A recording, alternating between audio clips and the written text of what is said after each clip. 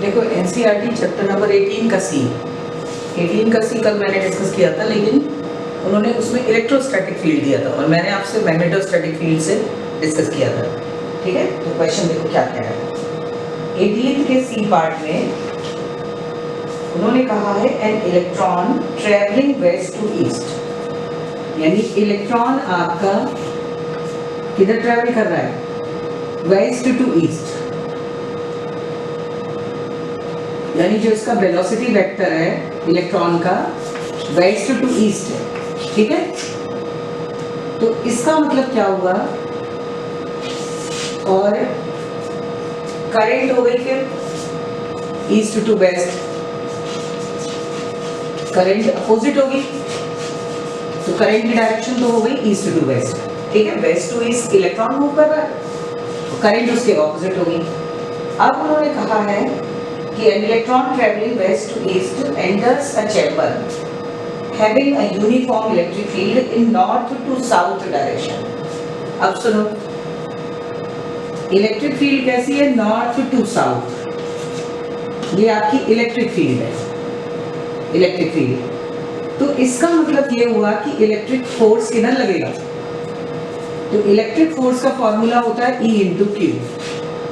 ठीक, अब electric field north to south है और इलेक्ट्रॉन का चार्ज नेगेटिव है, तो इसका मतलब इलेक्ट्रिक फोर्स किधर अप्लाई होगा? From south to north. बात समझे? आपने पढ़ा है कि पॉजिटिव चार्ज, कोई भी पॉजिटिव चार्ज है प्लस क्यू जैसे, इसमें अगर इलेक्ट्रिक फील्ड आपने इस डायरेक्शन की लगाई है तो फोर्स भी इसी डायरेक्शन में लगेगा, क्योंकि F is equals to E into Q या क्यू नॉट। ठीक, लेकिन अगर नेगेटिव चार्ज है और इलेक्ट्रिक फील्ड आपने इस तरफ की लगाई है तो फोर्स लगेगा उस पे माइनस ई क्यू, यानी फोर्स उसके अपोजिट लगेगा। बात समझ रहे हो? इलेक्ट्रिक फील्ड में तो पहले तो चीज ये समझो ढंग से कि ये मैग्नेट का क्वेश्चन नहीं है, मतलब मैग्नेटिक की भी बात भी आगे करेंगे। अभी स्टार्टिंग में उन्होंने इलेक्ट्रिक की बात की कि एक इलेक्ट्रॉन वेस्ट टू ईस्ट जा रहा है, तो अगर इलेक्ट्रॉन वेस्ट टू ईस्ट जा रहा है तो करंट किधर हुई? ईस्ट टू वेस्ट, क्योंकि नेगेटिव चार्ज इधर फ्लो करेगा, करंट उसके ऑपोजिट है। ये तो आपको क्लियर है। अब उन्होंने कहा कि north to south electrostatic field में जा रहा है, इलेक्ट्रिक फील्ड वहां किस डायरेक्शन की लगी हुई है? नॉर्थ से साउथ। अब नॉर्थ से साउथ का मतलब क्या हुआ कि इलेक्ट्रॉन पे फोर्स किधर एक्ट करेगा? साउथ टू नॉर्थ, क्योंकि नेगेटिव चार्ज है। पॉजिटिव चार्ज पे फोर्स फील्ड की डायरेक्शन में लगेगा और नेगेटिव चार्ज पे उसके अपोजिट। तो इलेक्ट्रॉन पे फोर्स किधर लगेगा? From electrical force south to north. ठीक, अब देखो यहां समझो। अब उन्होंने आपसे क्या कहा है, देखो ध्यान से समझना।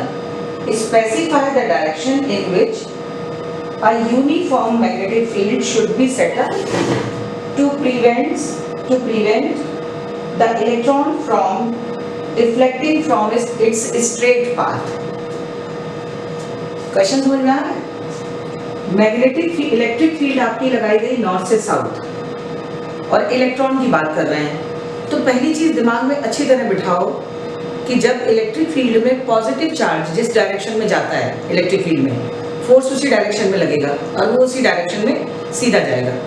लेकिन अब इन्होंने क्या कहा है कि नेगेटिव चार्ज है इलेक्ट्रॉन, तो इलेक्ट्रॉन पे अगर इलेक्ट्रिक फील्ड की डायरेक्शन नॉर्थ टू साउथ है, आप पूरा सेंटेंस लीजिए ना, electric field north to south, तो उस पे फोर्स किधर लगेगा? माइनस के कारण उसके अपोजिट, तो वो लगेगा साउथ टू नॉर्थ, यानी ये आपकी डायरेक्शन देगी इलेक्ट्रिकल फोर्स की फ्रॉम साउथ टू नॉर्थ। ठीक, अब उन्होंने क्या कहा है कि किस डायरेक्शन का मैग्नेटिक फील्ड लगाएं, ठीक है, उसी चैम्बर में, कि इलेक्ट्रॉन बिना डेविएट हुए, बिना डिफ्लेक्ट हुए सीधा निकल जाए।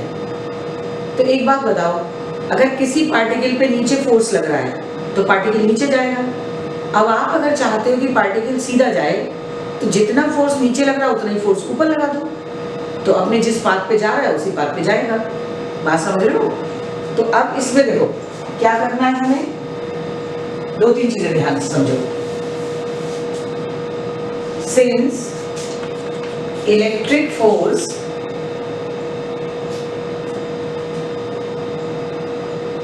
बल्कि ऐसे लिखो डायरेक्शन ऑफ इलेक्ट्रिक फोर्स, है ना, ताकि आपको कंसेप्चुअल समझ में आए पूरा। Since direction of electric force is south to north, therefore direction of magnetic force क्या होना चाहिए? North to south. भाई इस अगर इलेक्ट्रॉन पे force, electrical force south to north लग रहा है और वो ये कह रहे हैं कि इलेक्ट्रॉन बिना डिफ्लेक्शन के जाए, जिस डायरेक्शन में जा रहा है इलेक्ट्रॉन किधर जा रहा है? East to west. अब ईस्ट टू वेस्ट जा रहा है और साउथ से नॉर्थ इलेक्ट्रिक फोर्स लग रहा है, तो इलेक्ट्रिक फोर्स उसको क्या करेगा? साउथ टू नॉर्थ ले जाएगा, मूव कराएगा। तो इलेक्ट्रॉन को उन्होंने कहा कि वो अपने पाथ से डेविएट नहीं हो, तो जितना इलेक्ट्रिकल फोर्स काम कर रहा है उतना ही मैग्नेटिक फोर्स लगा दो अपोजिट। तो अगर electric force south to north है तो उस पे मैग्नेटिक फोर्स किधर होना चाहिए? From north to south. अब नॉर्थ टू साउथ का तो मैग्नेटिक फोर्स होना चाहिए, और करंट की डायरेक्शन आपको क्या दी है? East to west, east to west, ठीक है। तो आप खुद बताओ मैग्नेटिक फोर्स किस डायरेक्शन में होना चाहिए? तो आप देखो दो चीजें फिक्स हो गई, मैग्नेटिक फोर्स हो गया नॉर्थ टू साउथ। क्यों? क्योंकि electric force south to north लग रहा है, तो इलेक्ट्रिक फोर्स उसको नॉर्थ की तरफ ले जाएगा, साउथ से नॉर्थ की तरफ, ठीक। इलेक्ट्रॉन जबकि ये कहाँ? ईस्ट टू वेस्ट चल रहा है, वेस्ट टू ईस्ट इलेक्ट्रॉन जा रहा है, तो इलेक्ट्रिक फोर्स उसको साउथ से नॉर्थ की तरफ ले जाएगा। तो अगर आप उतना ही अपोजिट मैग्नेटिक फोर्स लगा दो, यानी magnetic force north to south लगा दो, तो इलेक्ट्रॉन को इलेक्ट्रिक फोर्स साउथ से नॉर्थ ले जाएगा, तो मैग्नेटिक फोर्स उतना ही अपोजिट लगेगा, वो अपोजिट ले जाएगा। तो पार्टिकल जैसे ईस्ट टू वेस्ट या वेस्ट टू ईस्ट एंटर हुआ है तो उसी डायरेक्शन में मूव कर जाएगा। तो यहाँ ये ध्यान देना है कि एक डायरेक्शन में जितना इलेक्ट्रिकल फोर्स पार्टिकल पे लग रहा है उसके अपोजिट डायरेक्शन में मैग्नेटिक लगा दो।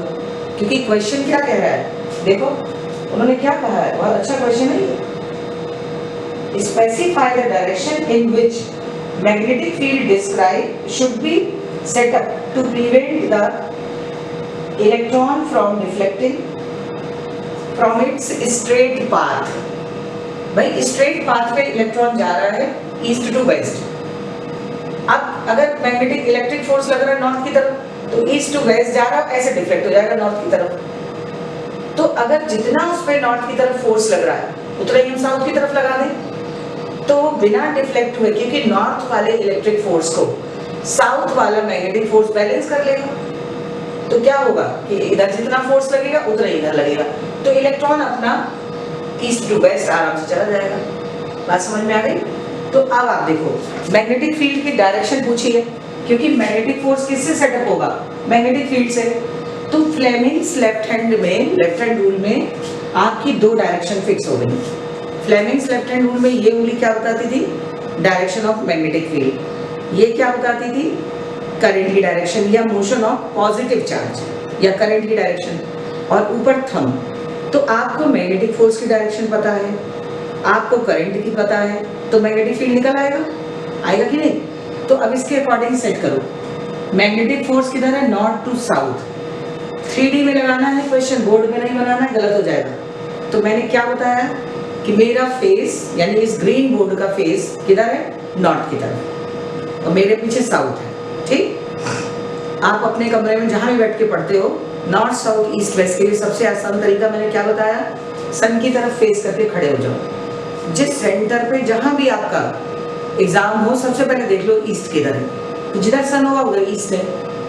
अब आपकी राइट साइड हमेशा साउथ होगा, ईस्ट राइट साइड साउथ। अब जब राइट साइड साउथ हुआ तो लेफ्ट साइड आपके नॉर्थ हुआ, और पीछे आप अपने आप वेस्ट हो गए, ठीक है। तो उन्होंने क्या कहा? Magnetic force north to south है, यानी अंगूठा नॉर्थ टू साउथ। देखो देखो मेरा अंगूठा किधर आ रहा है? नॉर्थ से साउथ। अंगूठे की टिप किधर है? इधर दिख रहा है कि नहीं? देखो ये अंगूठे की टिप ये ऐसे है, ये साउथ की तरफ है। और आपकी करंट किधर है, east to west, east to west. अब मेरी जो करंट की उंगली है ये नीचे जा रही है, ये नीचे जा रही है तो गलत हो गया। करंट की उंगली किधर होनी चाहिए, ईस्ट टू वेस्ट। तो आप देखो थंब नहीं घूमना चाहिए, करंट की उंगली बस घुमा दो और मैं ऐसे घुमाऊं, देखो देखो थंब उसी डायरेक्शन में होना चाहिए, नॉर्थ टू साउथ। करंट वाली जो मिडिल फिंगर है ये ईस्ट टू वेस्ट हो गई। अब ये फोर्स किधर जा रहा है, देखो मैग्नेटिक फील्ड किधर जा रहा है, डाउनवर्ड्स। ये देखो ऐसे उंगली देखो बन रही है कि नहीं। अंगूठा आपका फोर्स है वो किधर है, साउथ की तरफ, नॉर्थ से साउथ। तो अंगूठा बोर्ड की तरफ है, बोर्ड की तरफ साउथ है। और मिडिल फिंगर करंट किधर है, क्योंकि आप अगर ऐसे कर दोगे तो डायरेक्शन घूम गई तो फोर्स ऊपर हो गया, तो आपका अंगूठा इधर है इस तरफ, लेकिन मैग्नेटिक फील्ड इधर नहीं है, आपकी इधर करंट है। ये मिडिल फिंगर करंट है आपकी वेस्ट, ईस्ट टू वेस्ट, ये वेस्ट इधर है। तो आपको अंगूठा इधर ही रखना है और करंट की उंगली को क्या करना है, इसको आपको घुमाना है, ठीक है। तो देखो कैसे घुमाएंगे, ऐसे ऐसे देखो। अब आप खुद देखो, अंगूठा अंदर जा रहा है फोर्स साउथ की तरफ, करंट उधर जा रही है वेस्ट, ईस्ट टू वेस्ट, और ये उंगली किधर जा रही है मैग्नेटिक फील्ड की, वर्टिकली डाउनवर्ड्स। समझ रहे हो? तो ये हाथ मोड़ के आपको निकालना पड़ेगा लेफ्ट हैंड रूल से। और इसमें क्या करते हैं बच्चे, एक को तो सेट करते हैं और दूसरे को लाने के चक्कर में पहली वाली डिस्टर्ब हो जाती है, वो ध्यान ही नहीं देते। तो आपकी पहली उंगली अगर थंब आपने इधर सेट कर लिया और करंट आपकी ये उंगली है, तो करंट इधर लानी थी, तो थंब को मत घुमाओ, करंट वाली उंगली को घुमाओ। तो करंट वाली उंगली को भाई घुमाने के लिए कैसे घुमाओगे, आप ऐसे घुमा सकते हो, देखो घूम गया कि नहीं। करंट की उंगली, अंगूठा आपका बोर्ड में जा रहा है और करंट की उंगली ये देखो, ये वाली उंगली करंट है, करंट डायरेक्शन वेस्ट की तरफ है, तो वेस्ट मेरे सामने, पीछे ईस्ट है, और मैग्नेटिक फील्ड किधर जा रहा है, वर्टिकली डाउनवर्ड्स, ठीक है। तो इस क्वेश्चन में मैग्नेटिक फील्ड कितना हो गया, वर्टिकली डाउनवर्ड्स। आगे सुन, अब आप निकालो क्वेश्चन नंबर आपका है 19। 19 भी बहुत अच्छा क्वेश्चन है, पढ़ लो सब लोग, जल्दी पढ़ो, भी 5th चैप्टर भी कराना है। क्वेश्चन नंबर 19,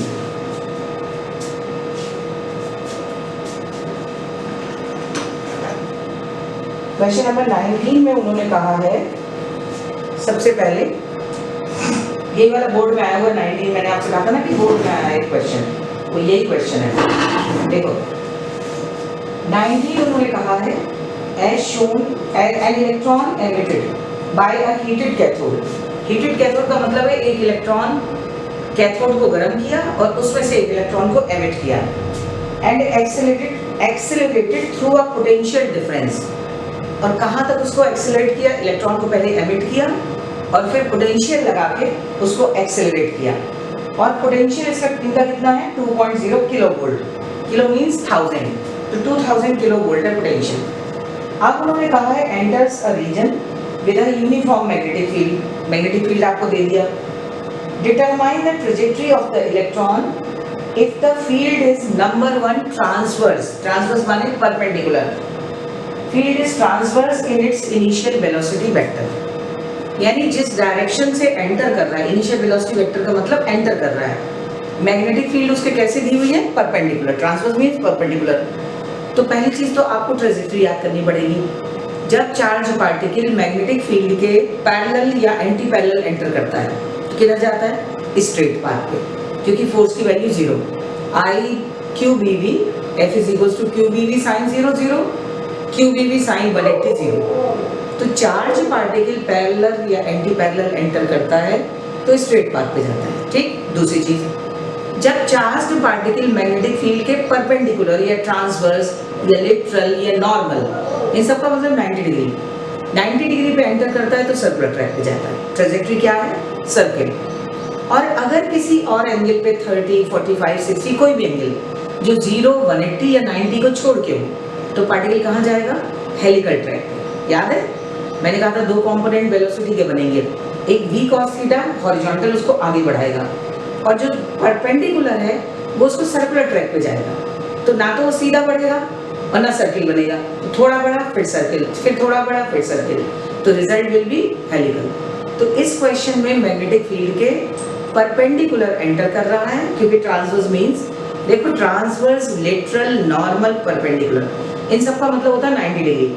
तो चार्ज पार्टिकल जब आपका 90 डिग्री पे एंटर करेगा तो आप बहुत अच्छी तरह समझ लो कि इसका मतलब हुआ कि मैग्नेटिक फील्ड में परपेंडिकुलरली पार्टिकल कहाँ जाएगा? सर्कुलर ट्रैक पे, क्योंकि केवल मैग्नेटिक फोर्स, केवल, और वेलोसिटी दोनों ही टेंजेंशियल कहाँ होते हैं? Only in circular motion. तो अब इसको सॉल्व करो। देखो क्वेश्चन नंबर कौन सा था? 19 का फर्स्ट पार्ट। फर्स्ट पार्ट में since Q and particle enters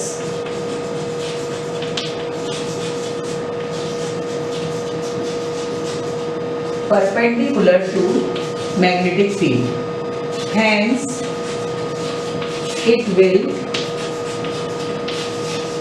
move on। इसमें भी दो पार्ट है, पहला पार्ट है सर्कुलर ट्रैक। अब देखो आपसे पाथ या ट्रेजेक्टरी पूछी है तो रेडियस का फॉर्मूला क्या हुआ? mv upon qb। तो इस क्वेश्चन में आपको वेलोसिटी दी है, वेलोसिटी नहीं दी है, पोटेंशियल दिया है, वेलोसिटी नहीं है, ये वेलोसिटी है, और आपको मैग्नेटिक फील्ड दिया हुआ है, b दिया हुआ है, चार्ज मालूम ही है, मास मालूम है, तो आपको वेलोसिटी निकालनी है। ठीक, तो हमेशा याद रखो, मैंने आपको क्या बताया, work done is equals to kinetic energy. ठीक, और वर्क डन कितना है? Potential into charge. V बराबर पोटेंशियल क्या होता है? V is equals to W upon Q। तो W किसके बराबर हुआ? V into Q। तो इलेक्ट्रोस्टैटिक में, मैग्नेटोस्टैटिक में, करंट इलेक्ट्रिसिटी में, मैकेनिक्स को छोड़ दो, सारी ब्रांच में, मॉडर्न फिजिक्स में potential energy, kinetic energy, work done सब न्यूमेरिकली इक्वल माने जाते हैं, क्योंकि हम आइडियली पढ़ते हैं और ये मान लेते हैं कि जितने एनर्जी के लॉसेज हैं उनको हम निगलेक्ट कर रहे हैं। ठीक, और ये हो गया हाफ mv²। तो इससे आपका वेलोसिटी आ गया ट्वाइस vq अपॉन m का अंडर रूट। ठीक, तो अब इसमें देखो रखो, तो m अपॉन, दो तरीके से आप कर सकते हो, या तो वेलोसिटी यहाँ से निकालो पूरी वेलोसिटी की वैल्यू। देखो मैंने थोड़ा सा बड़ा लिखा, कैपिटल V पोटेंशियल है और स्मॉल v आपका क्या है? वेलोसिटी। अब मास को और q को अंदर ले जाओ, q को अंदर ले जाओ, तो 1 अपॉन v, अब ट्वाइस v ऊपर हो जाएगा q², जब नहीं m², तो q इंटू m², अंदर ले जाओगे तो स्क्वायर होगा, अंडर रूट के बाहर लाओगे तो m हो गया, और इसी तरह q को अंदर ले गए तो ये q² हो गया m, तो एक m कट गया, एक q कट गया। बात समझ में आ गई? अब आपको दिया क्या क्या था? आपको एक तो वोल्टेज दिया था, पोटेंशियल 2000 था शायद, मुझे लग रहा 2 किलो वोल्ट का मतलब 2000 वोल्ट, और मैग्नेटिक फील्ड दिया था 0.15 टेस्ला, और थीटा 90 डिग्री था, क्योंकि परपेंडिकुलर एंटर कर रहा है तो फर्स्ट पार्ट में थीटा 90 डिग्री। बात समझ गए? अब वैल्यू रखो, चार्ज और मास तो सब याद ही होना चाहिए, तो 1 upon 0.15 under root 2 into 2000 into mass हो गया 9.1 इंटू 10 टू पावर -19, और डिवाइडेड बाय इलेक्ट्रॉनिक चार्ज है 1.6 इंटू 10 टू पावर -32। तो इसको अप्रोक्सीमेटली आप 9 ले लेना, तो 3 बाहर आ जाएगा, इसका 4, इसका 2। ठीक, और बाकी पावर आप सॉल्व करना है, तो ये अप्रोक्सीमेटली आती है 1 इंटू, सॉल्व करके पूरा, -3 मीटर, यानी ये आपका हो गया 1 मिलीमीटर। समझ गए? ये बोर्ड में आया हुआ क्वेश्चन है, मैंने आपको एक बार बताया था कि 1 मिलीमीटर और 0.5 मिलीमीटर दो आंसर थे, ये आया हुआ क्वेश्चन। बात समझ में आ गई? चार्ज पार्टिकल, ये बहुत अच्छा क्वेश्चन है। जब भी चार्ज पार्टिकल मैग्नेटिक फील्ड के परपेंडिकुलर एंटर करता है, अब आपको याद हो गया होगा, तो पार्टिकल कहाँ जाएगा? सर्कुलर ट्रैक पे। अब सर्किल की ट्रेजेक्टरी या रेडियस, आपसे कहें पाथ होती ट्रैक, ट्रेजेक्टरी या ट्रैक पूछे, पाथ पूछे, ट्रेजेक्टरी पूछे, तो इसका मतलब सर्कुलर ट्रैक की रेडियस, जिस पाथ पे जा रहा है उसका डिस्टेंस, तो सर्कुलर पे जा रहा है तो रेडियस। अब mv अपॉन qb होता है, तो मास q और b मालूम है, वेलोसिटी नहीं मालूम है, तो वेलोसिटी के लिए आप यहाँ चलो, kinetic energy is equals to potential energy. एक क्वेश्चन मैंने कराया था पढ़ाते समय एक्सरसाइज में, जिसमें काइनेटिक एनर्जी उन्होंने इलेक्ट्रॉन वोल्ट में दी थी, तो उसको डायरेक्ट जूल में बदल के हाफ mv स्क्वायर के बराबर रख दिया था। कई बार पोटेंशियल एनर्जी दे देते हैं, तो आप उसको जूल में बदलो, हाफ mv स्क्वायर के बराबर रख दो। इस क्वेश्चन में पोटेंशियल दिया है, तो v बराबर होता है W/Q, या W/Q नॉट पोटेंशियल में आपने पढ़ा है। तो W की वैल्यू हो गई v into Q, potential into charge. इससे वेलोसिटी का फॉर्मूला बना लिया। कुछ बच्चे ऐसे भी करते हैं, पहले इसको निकाल लेते हैं, फिर इसमें प्लेस कर देते हैं, जो आपको कन्वीनियंट हो, ठीक है। और पूरा पूरा अंडर रूट बाहर आ रहा है इस क्वेश्चन में, तो 1 मिलीमीटर आ गया, ठीक। अब पार्ट नंबर 2,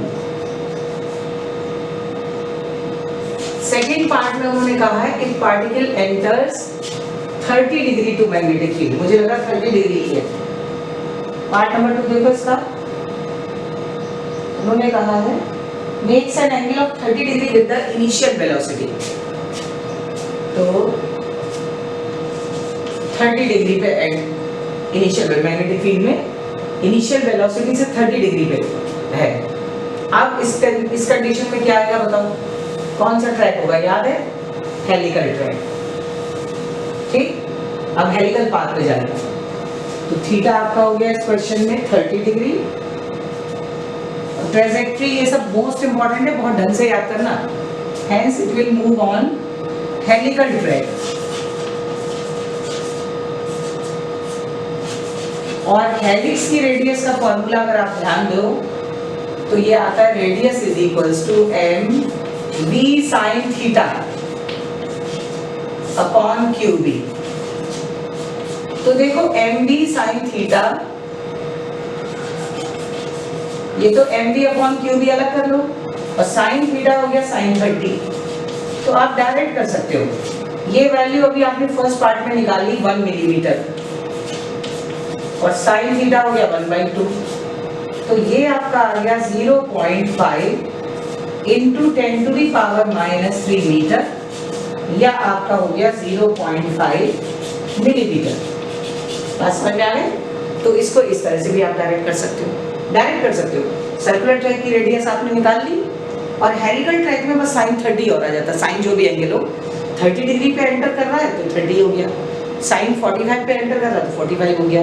वैल्यू रख के डायरेक्ट सॉल्व कर लो, क्योंकि फर्स्ट पार्ट आपसे सॉल्व करवाया है।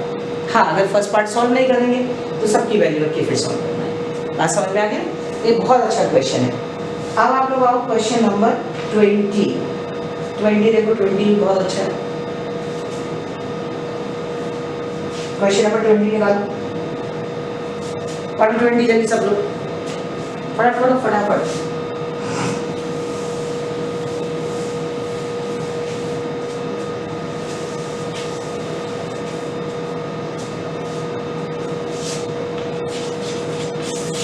देखो 20 में उन्होंने क्या कहा है आपसे क्वेश्चन, एन इलेक्ट्रॉन एमिटेड, नहीं ये तो हो गया 19। उन्होंने कहा a magnetic field setup using Helmholtz coils. Helmholtz coil से ये मत सोचना कि आपके सिलेबस के बाहर का है। हेल्महोल्ट्ज कॉइल केवल मैग्नेटिक फील्ड को जनरेट करती है, ठीक। अब मैग्नेटिक फील्ड हमें दी हुई है वैल्यू, तो हमें उससे कोई मतलब नहीं कि कैसे जनरेट करती, क्या फॉर्मूला लगता है, डायरेक्ट हमें न्यूमेरिकल वैल्यू चाहिए। तो उन्होंने कहा a magnetic field setup using Helmholtz coil described in question number 16 above, ठीक है।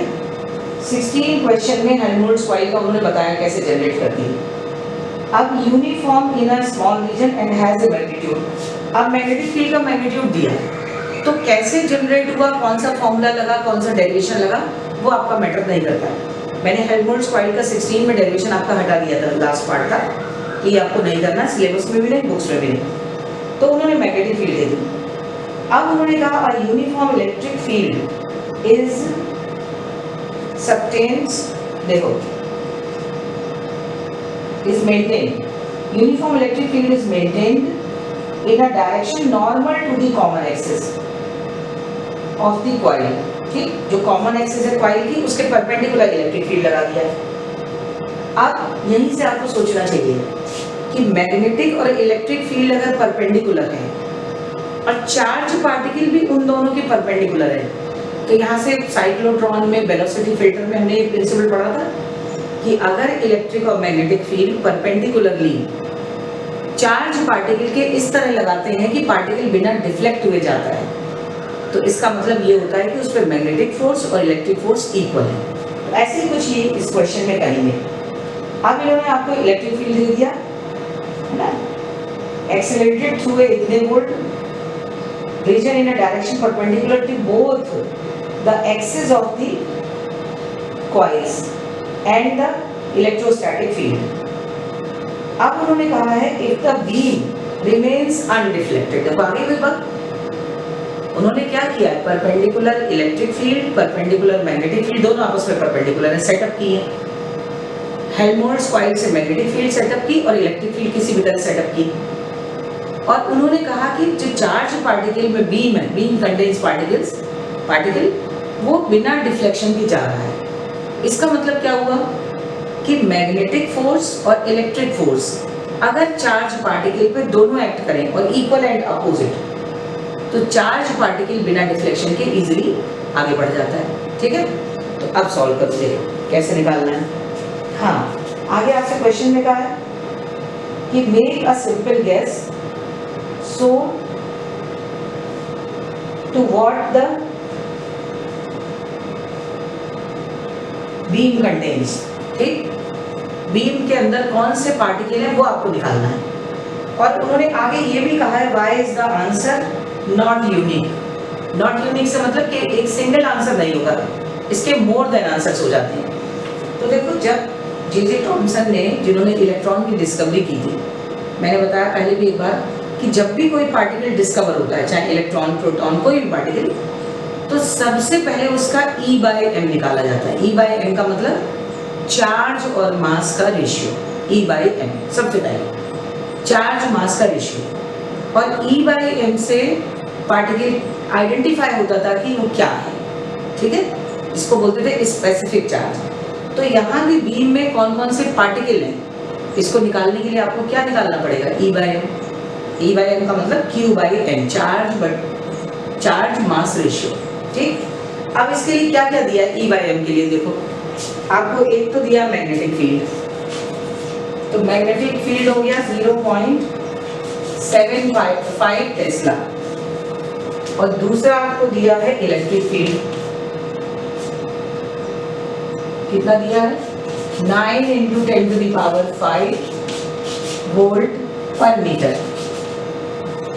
ठीक है, और एक आपको दिया हुआ है पोटेंशियल 15 किलो वोल्ट, तो 15 × 10⁻³ वोल्ट, और आपको निकालना क्या है E/m।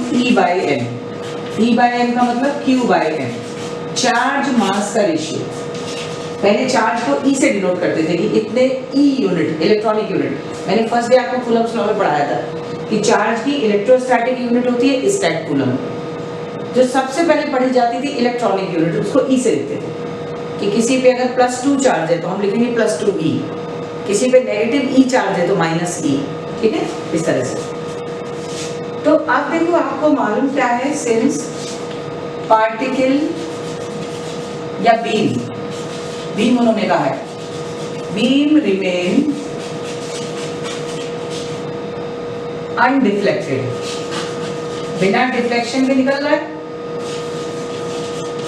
तो बीम जब डिफ्लेक्ट नहीं हो रहा है, इसका मतलब उस पर इलेक्ट्रिकल फोर्स और मैग्नेटिक फोर्स दोनों इक्वल है। अब इलेक्ट्रिक फोर्स हो गया E × Q, और मैग्नेटिक हुआ QVB sin 90, क्योंकि परपेंडिकुलर है।